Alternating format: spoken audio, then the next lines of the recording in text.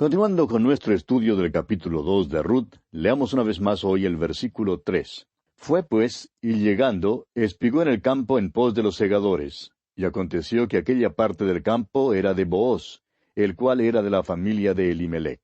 Decíamos en nuestro programa anterior que Ruth había salido de Belén al campo para buscar un lugar donde espigar. Ahora, si ella no se hubiese dirigido precisamente al campo de Booz, entonces usted bien podría haber avisado a los magos que no fueran a Belén, porque Jesús no habría nacido allí. Era sumamente importante que Ruth fuera al campo de Booz. Pues bien, vemos ahora que Ruth tiene el permiso de Noemí para espigar para las dos. Ella entonces fue, recogió espigas en el campo de Booz, aunque ella no le conocía.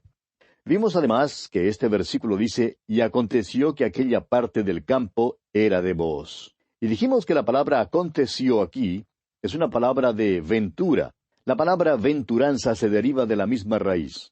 La buena o la mala venturanza depende de lo que acontece. Es una palabra de ventura, y así dice que aconteció que aquella parte del campo era de Booz. Seguramente Ruth salió de Belén y mientras caminaba miraba a un campo y al otro, indecisa en cuál de los campos entrar. Y vimos que por fin se decidió a entrar en el campo de Booz. Ahora hay quienes explican la llegada de Ruth al campo de Booz, diciendo que fue guiada por el Señor, y eso está bien. Pero ellos creen que quizá había alguna luz verde dándole la autorización para seguir adelante, o tal vez alguna flecha que le dirigió a ese campo. Otros creerán que un ángel tal vez le habló a Ruth desde los cielos, diciéndole a dónde debía ir. Pero según lo que sabemos, a ella no le fue dado ningún sueño ni visión que le revelara el campo a donde debía espigar. Claro es que ella oró en cuanto a dónde ir, pero en cuanto a ella se refiere, todo aconteció así como por ventura. En realidad, los ángeles del cielo habían subido a las murallas almenadas del cielo para mirar, conteniendo el aliento para ver si Ruth entraría en el campo debido o no. Si no hubiera entrado en el campo de Booz, usted podría haberle dicho a los pastores que se quedaran con su rebaño y que no fueran a Belén porque Jesús no nacería en ese pueblito. Para algo tan importante como esto, uno creería que Dios estaría allí mismo, dándole a Ruth un mapa de la carretera que debía seguir. Pero no fue así como Dios la guió, amigo oyente. Permítanos decir que Ruth oró en cuanto a esto y que Dios se sirvió de las circunstancias para guiarla. Ahora muchos creen que es muy necesario tener una dirección evidente para cada paso que se toma, pero no estamos de acuerdo con eso. Hemos oído testimonios en cuanto a cómo el Señor ha guiado a ciertos hombres, y nos hemos preguntado cómo Dios los ha guiado. Ahora creemos que el Señor dirige a los hombres a ciertos restaurantes para comer. Creemos que Dios guía a las personas para que caminen por cierta calle en lugar de otra. Pero esta manera de hablar en cuanto a la dirección del Señor desanima a muchos y especialmente a los nuevos cristianos, quienes no reciben este tipo de dirección. Pero no se preocupe, hermano recién nacido en el Señor, porque creemos que hay muchos santos que están un poquito chiflados. Realmente no reciben visiones, no tienen sueños, no oyen hablar a los ángeles desde los cielos. Tampoco ven mensajes escritos en el cielo. Esa no es la manera en que Dios nos guía hoy en día. Él nos guía a través de su palabra.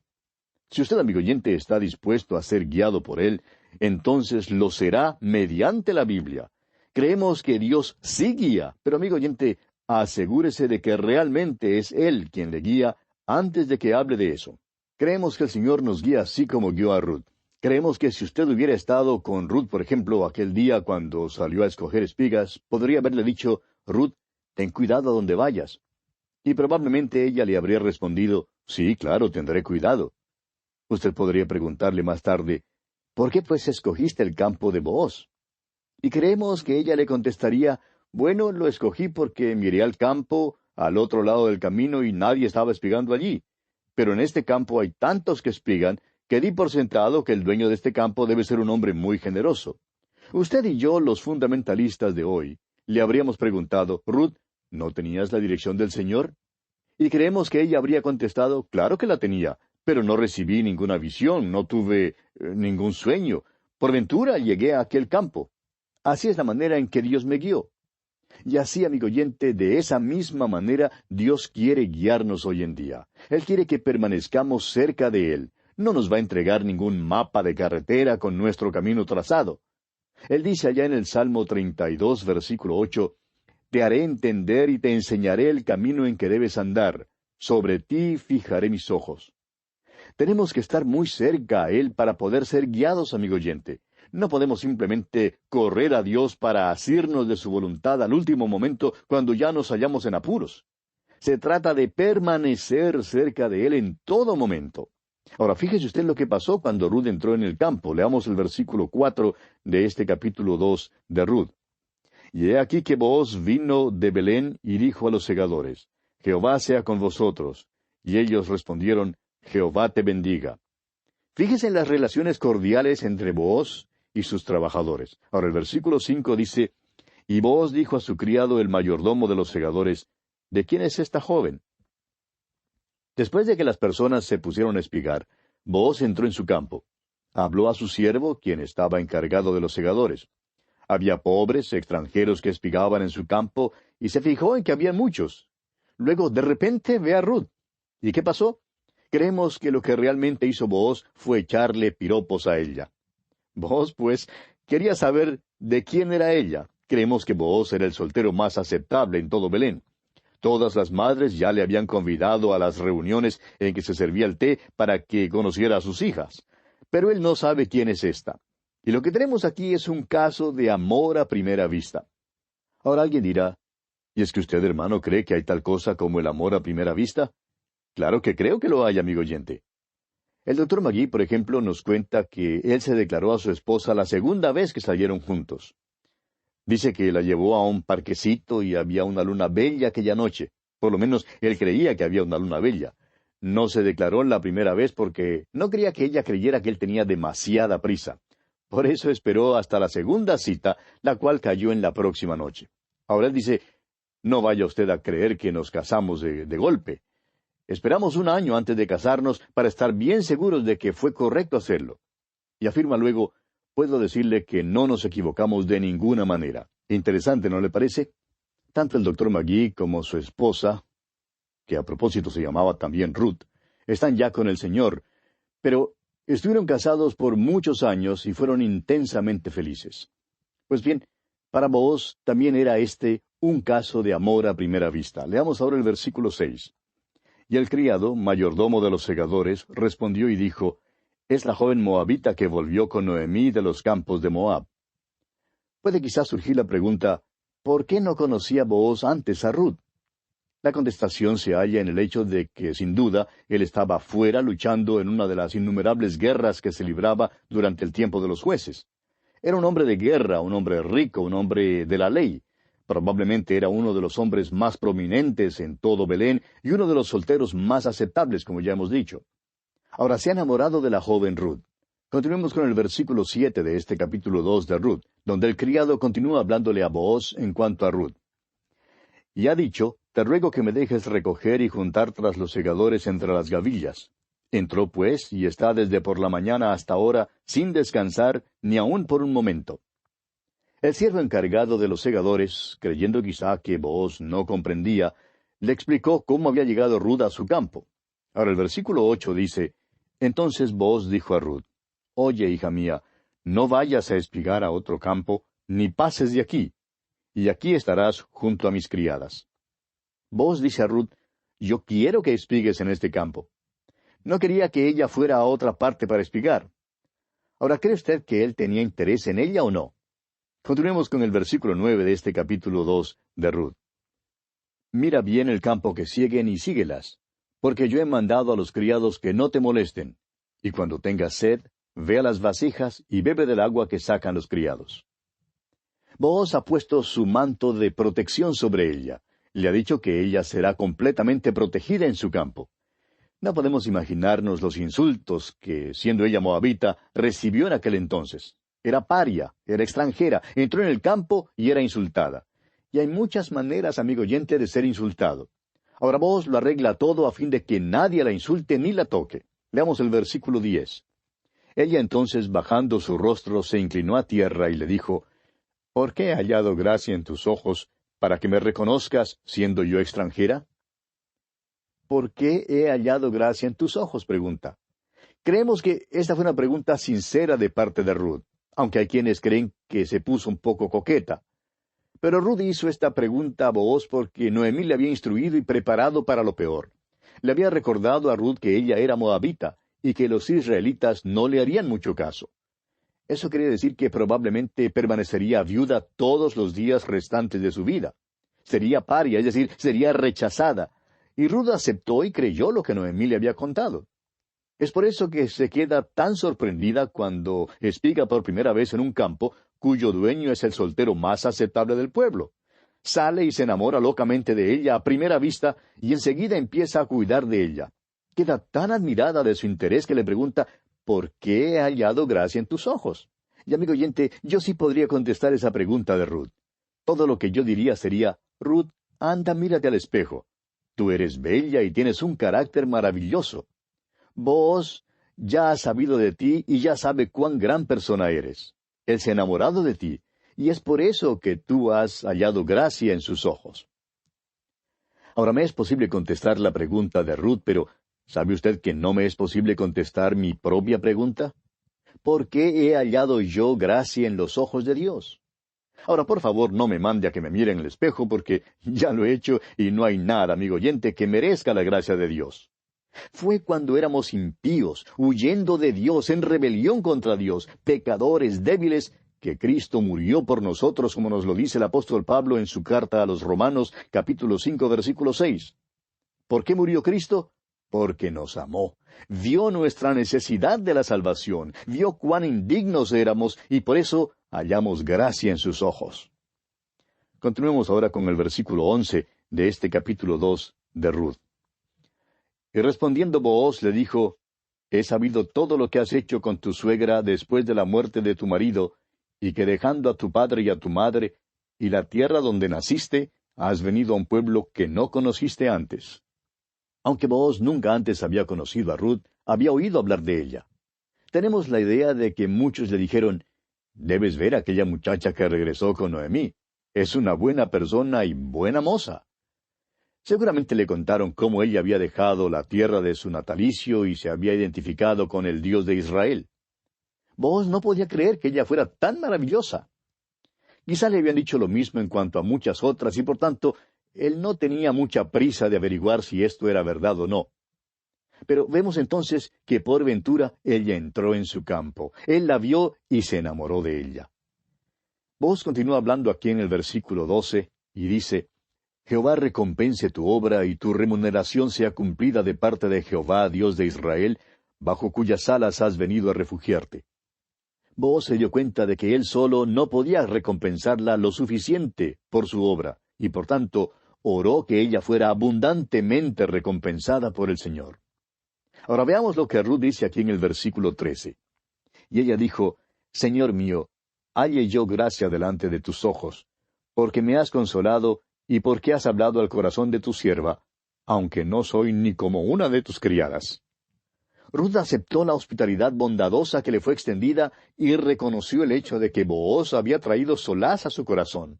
Reconoció esto y recalcó el hecho de que era extranjera y que no era ni como una de sus criadas.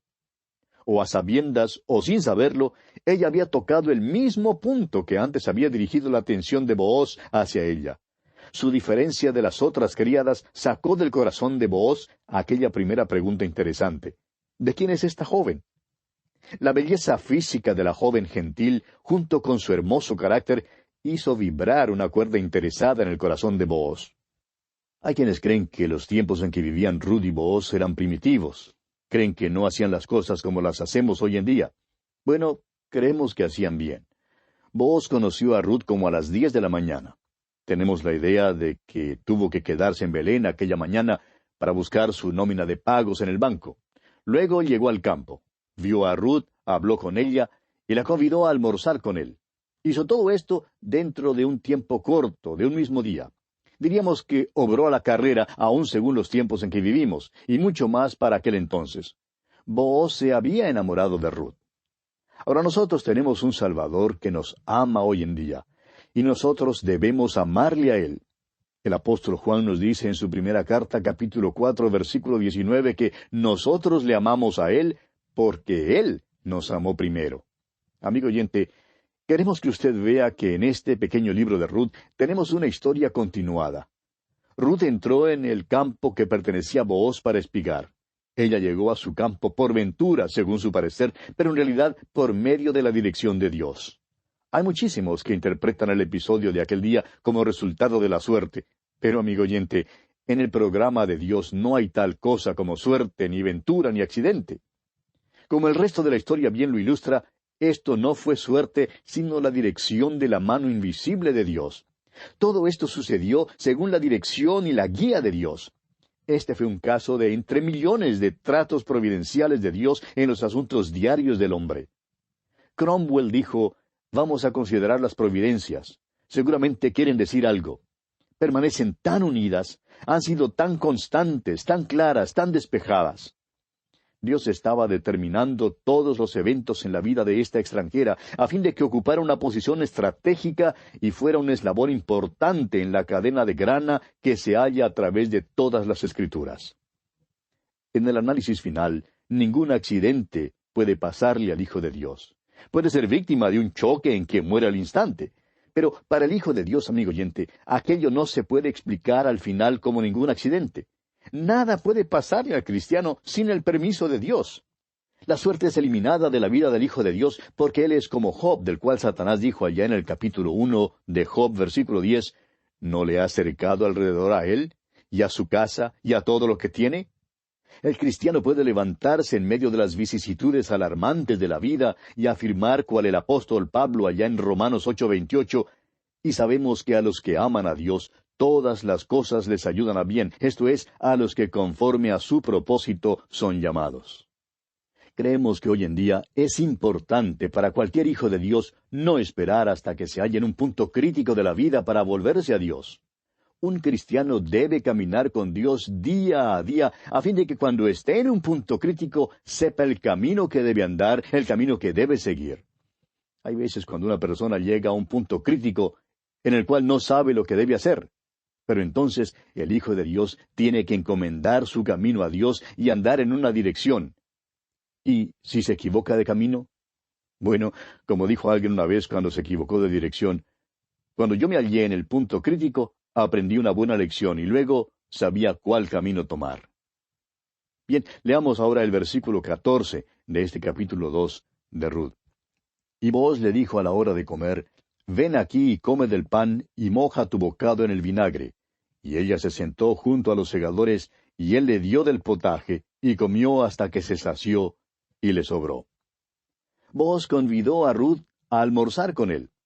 No fue ningún festín de manjares gastronómicos, pero fue la comida de aquel entonces y era muy nutritiva. Booz era un hombre pudiente, pero comía con sus trabajadores y así se preocupó de que Ruth tuviera lo suficiente para comer. Probablemente fue para ella la mejor comida que había comido desde hacía mucho tiempo. Leamos ahora los versículos 15 y 16 de este capítulo 2 de Ruth.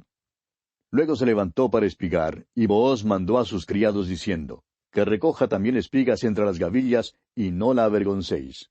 Y dejaréis también caer para ella algo de los manojos, y lo dejaréis para que lo recoja, y no la reprendáis. Imagínese usted un hombre que es dueño de un campo, diciendo a sus obreros que dejen que una campesina espigue entre las gavillas. Si ella llegaba a donde ellos trillaban y recogía una de las gavillas, no debían decirle ni una sola palabra. Debían dejar que ella la recogiera. El hecho, amigo oyente, es que Booz se ha enamorado de Ruth. Ahora, ¿qué es lo que dice Booz? Les está diciendo a sus trabajadores, a sus criados, que observen a Ruth. Si ella espiga tras ellos, deben dejar caer una gavilla o dos y seguir como si nada hubiera pasado. Deben asegurarse de que ella las recoja. ¿Sabía usted que lo que él les dijo era conforme a la ley mosaica? Leemos allá en Deuteronomio capítulo 24, versículo 19, cuando ciegues tu mies en tu campo, y olvides alguna gavilla en el campo, no volverás para recogerla. Será para el extranjero, para el huérfano y para la viuda, para que te bendiga Jehová tu Dios en toda obra de tus manos. Esta es la manera en que Dios cuidó de los pobres en aquel entonces, y según este versículo, Booz recibirá una verdadera bendición del Señor por su manera de tratar a Ruth. Leamos ahora los versículos 17 al 19 de este capítulo 2 de Ruth. Espigó pues en el campo hasta la noche, y desgranó lo que había recogido, y fue como un efa de cebada. Y lo tomó y se fue a la ciudad, y su suegra vio lo que había recogido. Sacó también luego lo que había sobrado después de haber quedado saciada, y se lo dio. Y le dijo su suegra, ¿Dónde has espigado hoy? ¿Y dónde has trabajado? Bendito sea el que te ha reconocido. Y contó ella a su suegra con quien había trabajado, y dijo, El nombre del varón con quien hoy he trabajado es Booz. Noemí vio que Ruth había espigado mucho más que lo que podría una mujer normal en el campo en un solo día. Había recogido muchísimo más que el ordinario. Noemí se pregunta en cuanto a esto, porque parece haber sucedido lo que ella creía que nunca pasaría. En otras palabras, alguien se había fijado en Ruth. Ruth le contó a Noemí cómo había espigado en el campo de Booz. Francamente, su nombre no significaba nada para Ruth. Ella no sabía quién era, no comprendía su posición en la comunidad. Todo lo que sabía ella era que él se había portado de una manera muy bondadosa con ella. No creemos que a esta altura tuviera idea de que Booz se había enamorado de ella. Su suegra le había dicho que ninguno se fijaría en ella porque era extranjera, y Ruth había aceptado su viudez y pobreza perpetua. Y cuando alguien se fija en ella, ella le pregunta, ¿por qué he hallado gracia en tus ojos? Pero lo que ocurre es que ella todavía no se da cuenta del significado completo de lo que ha pasado. Y bien, amigo oyente, lamentablemente nuestro tiempo ha concluido ya, así es que tenemos que detenernos aquí por hoy. Pero continuaremos, Dios mediante, esta interesantísima historia en nuestro próximo programa. Le invitamos, pues, a sintonizarnos. Será, pues, hasta entonces, que Dios le bendiga abundantemente.